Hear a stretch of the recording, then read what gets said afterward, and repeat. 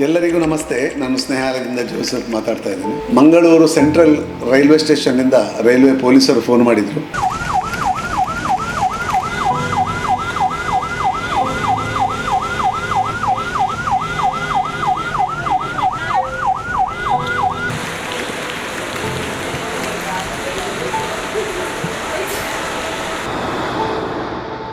ಒಬ್ಬರು ಮಹಿಳೆ ಬಟ್ಟೆ ಬರೆ ಸರಿಯಾಗಿ ಇಲ್ಲದೆ ಒಂದು ಅರೆನಗ್ನ ಅವಸ್ಥೆಯಲ್ಲಿ ಯಾವುದೋ ಒಂದು ಮಾನಸಿಕ ಅಸ್ವಸ್ಥತೆಗೆ ಒಳಗಾಗಿ ಯಾವುದೋ ಟ್ರೈನಿಂದ ಇಳಿದು ಇಲ್ಲಿ ತುಂಬ ಗಲಾಟೆ ಮಾಡ್ತಾ ಇದ್ದಾರಂತ.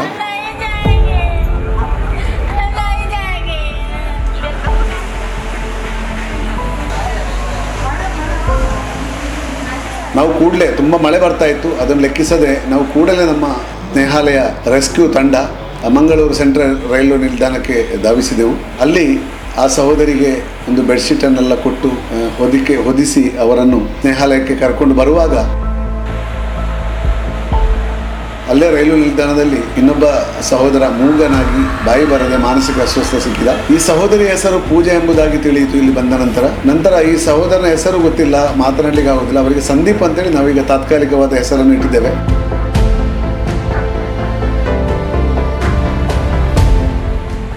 ಮುಂದೆ ಮುಂದಿನ ಚಿಕಿತ್ಸೆಯ ನಂತರ ಅವರ ವಿಳಾಸವನ್ನು ಪತ್ತೆ ಹಚ್ಚಲಿಕ್ಕೆ ನಾವು ಪ್ರಯತ್ನ ಪಡ್ತೇವೆ. ಕಳೆದ 16 ವರ್ಷಗಳಿಂದ ಸ್ನೇಹಾಲಯದಲ್ಲಿ ಮಾನಸಿಕ ಅಸ್ವಸ್ಥರನ್ನು ಕರ್ಕೊಂಡು ಬಂದು ಯಾರು ಇಲ್ಲದ ಮಾರ್ಗದ ಬದಿಯಲ್ಲಿ ಅಲೆದಾಡುತ್ತಿರುವ ಈ ಸಹೋದರನ್ನು ಕರ್ಕೊಂಡು ಬಂದು ಅವರಿಗೆ ಚಿಕಿತ್ಸೆಯನ್ನು ನೀಡಿ ಪ್ರೀತಿ ವಾತ್ಸಲ್ಯವನ್ನು ನೀಡಿ ಅವರ ವಿಳಾಸವನ್ನು ಪತ್ತೆ ಹಚ್ಚಿ ಮರಳಿ ಮನೆಗೆ ಸೇರಿಸುವಂತ ಒಂದು ಕೆಲಸ ಮಾಡ್ತಾ ಇದ್ದೇವೆ.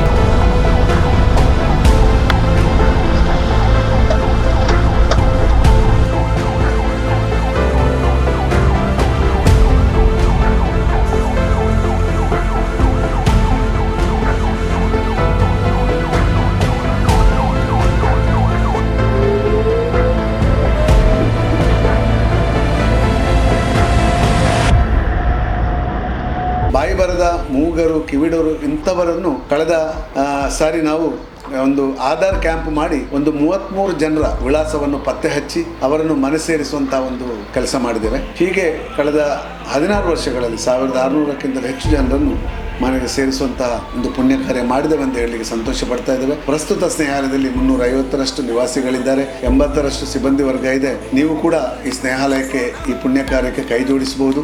ಸ್ನೇಹಾಲಯ mangalore.org ನಮ್ಮ ವೆಬ್ಸೈಟ್ ಇದೆ. ಅದಕ್ಕೆ ಹೋದರೆ ನಮ್ಮ ಅಕೌಂಟ್ ನಂಬರು ಇಲ್ಲ ನಮ್ಮ ವಿಳಾಸ ಎಲ್ಲ ಸಿಗ್ತದೆ. ಸ್ನೇಹಾಲಯಕ್ಕೊಮ್ಮೆ ಭೇಟಿ ನೀಡಿ ಮತ್ತು ಸ್ನೇಹಾಲಯಕ್ಕೆ ಕೊಡಬೇಕಾದಂತಹ ಯಾವುದೇ, ಸ್ನೇಹಾಲಯಕ್ಕೆ ಏನು ಬೇಕಾದರೂ ನೀವು ದಾನ ಮಾಡಬಹುದು, ವಸ್ತುಗಳು ದಾನ ಮಾಡಬಹುದು, ಹಣದ ರೂಪದಲ್ಲಿ ಸಹಾಯ ಮಾಡಬಹುದು. ಈ ಒಂದು ಸ್ನೇಹಾಲಯ ನಡೆಯುತ್ತಿರುವುದೇ ದಾನಿಗಳ ಮುಖಾಂತರ. ಕಳೆದ 16 ವರ್ಷಗಳಲ್ಲಿ ಸ್ನೇಹಾಲಯಕ್ಕೆ ಸಹಾಯ ಮಾಡಿದ ಎಲ್ಲ ದಾನಿಗಳನ್ನು ಮಗದೊಮ್ಮೆ ನೆನೆಸುತ್ತಾ ಸರ್ವಶಕ್ತನವರಿಗೆ ದೀರ್ಘಾಯುಷ್ಯನ್ನು, ಆಯುರಾರೋಗ್ಯವನ್ನು ಕರುಣಿಸಲೆಂಬುದಾಗಿ ಪ್ರಾರ್ಥಿಸುತ್ತಾ ಸರ್ವರಿಗೂ ಸರ್ವೇ ಜನ ಸುಖಿನೋ.